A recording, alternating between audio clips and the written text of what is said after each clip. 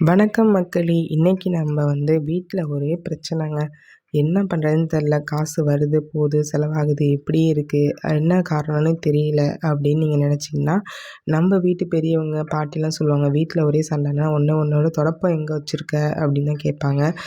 ஏன் அப்படின்னு பார்த்தீங்கன்னா, வீட்டை சுத்தமாக வச்சுக்கணும்னு சொல்லி நாம தினமும் கையில் எடுப்பது முதல் ஆயுதமாக இருக்கிறது துடைப்பம் தாங்க. ஆனால் அந்த துடைப்பம் வெறும் குப்பையை அள்ளும் ஒரு சாதனமாக மட்டும் இல்லை, நம் முன்னோர்கள் அதை மகாலட்சுமி அம்சமாகவே பார்த்தாங்க.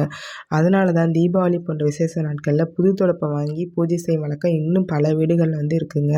ஆனால் அதை நாம் வைக்கும் இடமும் கையாளும் முறையும் தவறாக இருந்தால் அதுவே நம்ம வீட்டுக்கு வறுமையும் சண்டை சச்சரவையும் இழுத்து வந்துன்னு சொல்கிறாங்க. தேய்ந்து போன துடைப்பம். உங்கள் வீட்டு துடைப்பம் எப்படி இருக்கிறது என்று நல்லா பாருங்கள். சிலர் குச்சிகள் எல்லாம் உடைந்து கைப்பிடி மட்டும் மிஞ்சும் வரை அதையே வைத்து வீட்டை பெருக்கிட்டு இருப்பாங்க. இது மிக பெரிய தவறு. துடைப்பம் தேய தேய வீட்டில் உள்ள செல்வம் கரையும் சென்று சொல்லுவாங்க. அதனால் துடைப்பம் தேய்ந்து விட்டால் உடனே மாற்றிடுங்க. அதனால் துடைப்பம் யாருக்கும் தானமாகவும் கொடுக்கக்கூடாது. ஒருத்தவங்களுக்கு வாங்கி நம்ம வச்சுருந்து நிறையா இருக்குன்னு கொடுக்கக்கூடாது. அது நம் வீட்டு மகாலட்சுமியை நம்மளே தாரை வார்ப்பது கொடுப்பது போலங்க. பாருங்கள், ஒரு சின்ன விஷயமே நிறைய சாஸ்திரங்கள்லாம் அந்த காலத்தில் பாட்டிலாம் சொல்லி வச்சுருக்காங்க. படுக்க வைக்காதீங்க துடைப்பத்தை அப்படின்னு சொல்லுவாங்க. அது ஏன்னு பார்க்கலாம். வேலை முடிந்தால் துடைப்பத்தை நம்ம என்ன செஞ்சுருவோம்னா படுக்க வச்சுருவோம். தரையில் அப்படியே போட்டு போயிடுவோம். அதெல்லாம் வைக்கக்கூடாது. சாஸ்திரப்படி துடைப்பத்தை படுக்க வைத்தால் அந்த வீட்டுக்கு குடும்பத்தலையின் வளர்ச்சி படுத்து விடுன்னு சொல்கிறாங்க. அதாவது தேங்கி விடும் என்று அர்த்தம். அதனால் அதை எப்போதுமே ஒரு ஓரமாக சாய்ச்சி நிற்க தான் வைக்கணும் அப்படின்னு சொல்லியிருக்காங்க. அடுத்து பார்த்திங்கன்னா, கதவுக்கு பின்னால் ஒழிக்கலாமா? ஒருத்தவங்க வீட்டுக்கு வராங்க, துடைப்பத்தை யாருக்கும் காட்டக்கூடாது அப்படின்னு நினச்சிட்டு நம்ம கதவுக்கு பின்னாடிலாம் வைப்போம். அதெல்லாம் வைக்கக்கூடாதுங்க. துடைப்பம் மற்றவங்க கண்ணில் படக்கூடாது என்று நினைத்து பலரும் அதை நிலவுக்கு பின்னால் ஒழித்து வைப்பார்கள் அல்லது ஆணில் அடித்து மாட்டி வைப்பார்கள்.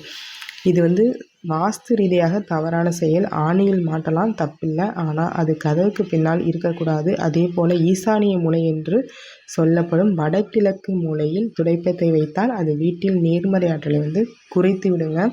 ஈசானிய மூலையில் வடகிழக்கு பக்கத்தில் வைக்கக்கூடாது. வச்சோம்னா நேர்மறை ஆற்றல் குறைக்கும் அப்படின்னு சொல்கிறாங்க. ரெண்டு தொடப்பம் கண்டிப்பாக ஒன்றா சேர்த்து தொடப்பத்தை வைக்கவே கூடாது. இது எல்லாருக்குமே தெரிஞ்ச விஷயமா இருக்கும். தெரிஞ்சுன்னா கமெண்டில் சொல்லுங்கள்.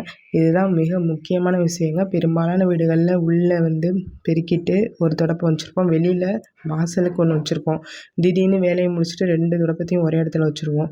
அது மாதிரி உரசும்படி வைத்து விட்டால் வச்சுக்கலாம். பெரியவர்கள் என்ன சொல்கிறாங்கன்னா, 2 தொடப்பத்தையும் ஒன்றா சேர்த்தா வீட்டில் சண்டை ஓயாது, சண்டை வந்துகிட்டே இருக்கும் அப்படின்னு சொல்கிறாங்க.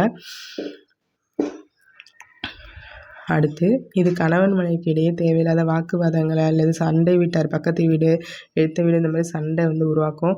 அதனால் எப்போதும் 2 துடைப்பங்களையும் தனித்தனியாக வைக்கக்கூடாது. 2வது பார்த்திங்கன்னா, பூச்சிலாம் பூந்துட்டால் கூட தெரியாது. அதெல்லாம் நம்ம துடைப்பத்தை தனியாக நிற்க தான் வைக்கணும். இதெல்லாம் மூட நம்பிக்கை என்று ஒதுக்காமல் ஒரு வாழ்வியல் முறைகளாக நம்ம பார்க்க வேண்டுங்க. நம் முன்னோர்கள் காரணம் இல்லாமல் எதையுமே சொல்ல மாட்டாங்க.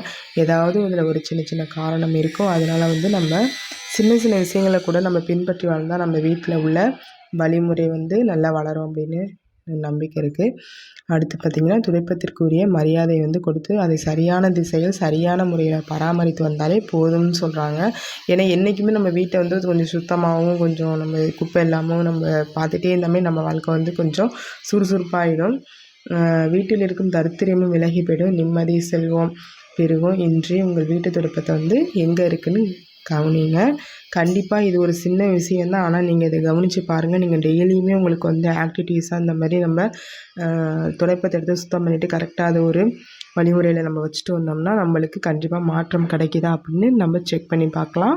இப்போ போய் உங்கள் துடைப்பம் நீங்கள் எங்கே வச்சுருக்கீங்கன்னு பாருங்கள். வாழ்க வளமுடன்.